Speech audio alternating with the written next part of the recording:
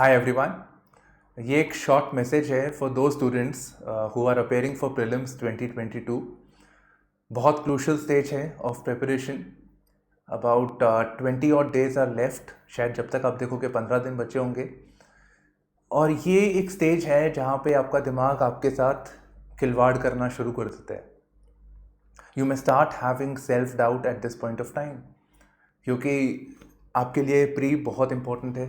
Of all the exams जो अब तक दिए हैं, मैंने भी आज तक दिए हैं, पता नहीं क्यों पर ये सिविल सर्विसेज का ज़्यादा ही बैगेज लेके आता है अपने साथ में, और इसका ड्यूरेशन भी इतना लंबा होता है। तो ये अपने आप को मैनेज करना इस टाइम पे बहुत ज़रूरी है।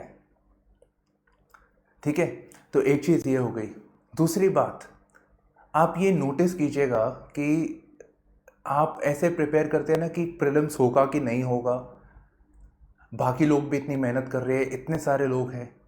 Don't think that way, that is uncontrollable. आपके हाथ में नहीं है बाकी लोग क्या करेंगे and all those things. What is in your control? In your control आपको पता है कि प्रीलिम्स की कट ऑफ कितनी आती है ना। हमको अनकंट्रोलेबल से कंट्रोलेबल्स में आना है, हमको पैरामीटर्स डिफाइन करने हैं और कंसिस्टेंटली कोशिश करना है we are hitting that mark. तो हमें पता है कि ठीक है 100 के आसपास आता है कट ऑफ। ठीक है, 100 लाने के लिए हमें कितने राइट आंसर्स लेके आने हैं प्री में। गलत भी होंगे, हम कुछ गेस वर्क भी करेंगे। So okay, you come to this figure कि मेरा जो एक मानना है कि you have to get above 60 correct.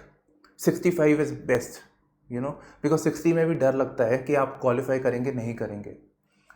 So try to get that 65। अभी मॉक्स कर रहे हो, do more and more of test. ठीक है, do that and try to score more in that.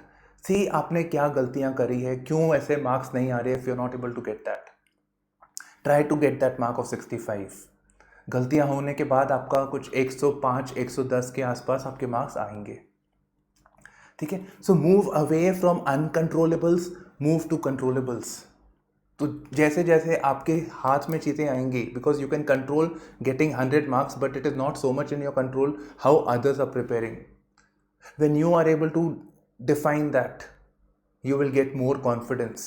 और जैसे जैसे आपको कॉन्फिडेंस आएगा, आपकी कन्विक्शन इंप्रूव होगी, your chances of doing well in the examination increases like anything.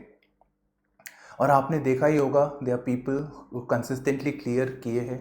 It is not कि उनको पूरा पेपर आता था। आप अगर उनके मार्क्स देखेंगे, वही 100 120 इसके आसपास ही रहेंगे, right. So it is about them having conviction, clarity when doing the examination, that is important. So this is one thing that you should do, that is uncontrollable से controllables पे जाना। Then try not to do anything new। बहुत सारी चीज़ें होती है, तो don't do anything new. कोई बोल दे आपको, अरे यार ये मैगजीन पढ़ी, इसमें से शायद बहुत चीज़ें आती है, या अभी एक नया इनिशिएटिव आया उसको भी कर दो, या ये वाली मैंने बुक अभी तक नहीं पढ़ी, आप जाके पढ़ लो। Don't do that, because whenever you do something new, आप सोचो आप कभी भी एक बुक को पढ़ते हो नई पहली बार, आपको ज़्यादा टाइम लगता है। पर वही अगर आप रिवाइज कर रहे होते, you can do a lot more than that. In fact आप एग्जाम के पॉइंट ऑफ व्यू से उस टाइम पे सोचोगे वो बुक को पढ़ते टाइम जो पहले पढ़ी हुई है। So you have to do that cost benefit analysis. So you will be much better off doing, revising things, consolidating what you have rather than acquiring anything new at this time। ठीक है, so do that। and इसमें भी कुछ basic चीज़ें हैं which you have to do, so you can focus on more on those things like factual चीज़ें।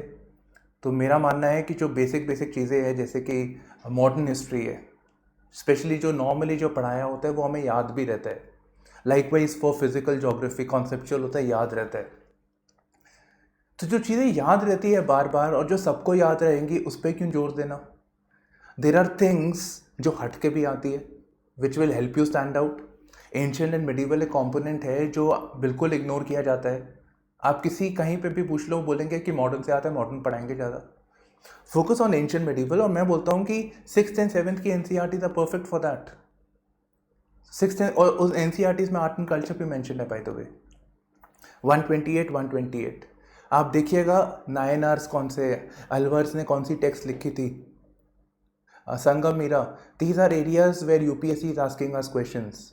Buddhism में अब नॉर्मल थ्योरीज के बियॉन्ड जो उसका थोड़े और टेक्स्ट है, ठीक है, उनके आर्ट फॉर्म्स है, उस पर क्वेश्चन आ रहे हैं। अब उतना थोड़ा सा एडिशनल फोकस दोगे, आराम से निकलेगा। So do that, try to build on what others are doing. बाकी कर रहा है कॉम्पिटिशन, वो तो करना ही करना है, बट उसके बियॉन्ड अब जाने की भी थोड़ी कोशिश करो। In fact it is best time to do this.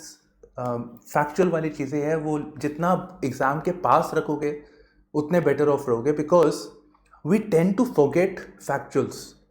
Unless हमको बहुत किसी चीज़ में इंटरेस्ट है, हम नॉर्मली फैक्चुअल वाली चीज़ें हम भूल जाते हैं। तो एग्ज़ाम के पास में उसको रखो, ताकि आप अगर एग्ज़ाम में आता है you are able to recall. ठीक है, करंट अफेयर्स के छोटे छोटे नोट्स या टॉपिक के नाम लिख लो, उसको रिविजिट कर लो थोड़ा सा। ठीक है, तो ये एक चीज़ आपको यहाँ पे करनी है। Then I would say get comfortable with the format of the paper.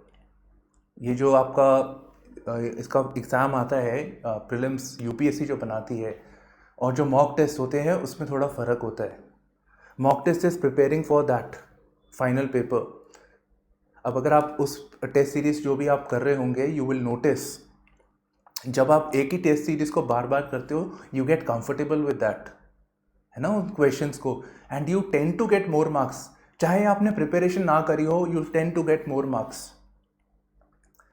Somewhere you get to know the psyche of the person, people who are making that test. The same applies for UPSC. Get used to that. Exam से कुछ time पहले solve the past year papers, previous years, और मैं बोल दूंगा आप download करके कीजिएगा प्रॉपर पेपर जो यूपीएससी ने भेजा है, because you know when you see that paper, उसका फॉन्ट क्या था, उसका लेआउट क्या है, get comfortable with that as well. So that familiarization will help you when you are actually writing the paper. So that will play a very important role. ठीक है, that comfort over there. And yes, never underestimate CSAT. I have seen people who have IITians and बहुत अच्छे college से, who are supposed to be very good with this aptitude thing. They tend to fumble, fail भी होते हैं in CSAT. तो CSAT को कभी underestimate मत करना. एक आधा, अगर आप इंजीनियरिंग हो या जो भी है, पेपर्स करना थोड़े से, ऐसे नहीं कि क्वालिफाइंग है। क्वालिफाइंग का मतलब ये नहीं हुआ कि आप बिल्कुल छोड़ भी दोगे उसको।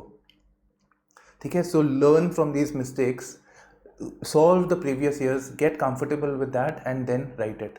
And on the day of exam, आपका जब एग्ज़ाम होता है तो जीएस, आपका जो जनरल पेपर 1 होता है, जिसको जीएस पेपर भी बोलते हैं, उसको भूल जाना, उसमें टाइम मत, अब अपनी एनर्जी मत वेस्ट करना, क्योंकि आपको फिर सीसैट का भी देना है, थकावट हो जाती है, गर्मी होती है, पंखे ही होते हैं, एसी वाले रूम तो मिलते नहीं आपको, एंड पंखे भी एक दो, आपको पता ही क्लासरूम में कैसे होते थे. So be mindful of that, don't exhaust yourself during your this thing, paper day. So that is very important. And above all I would say tell yourself all is well, है ना, क्योंकि tension हो रही है, घबराहट होती है, सबको होती है. अपने आप को बोलो ऑल इज़ वेल, हमने अच्छी प्रिपरेशन करी है and we will do well.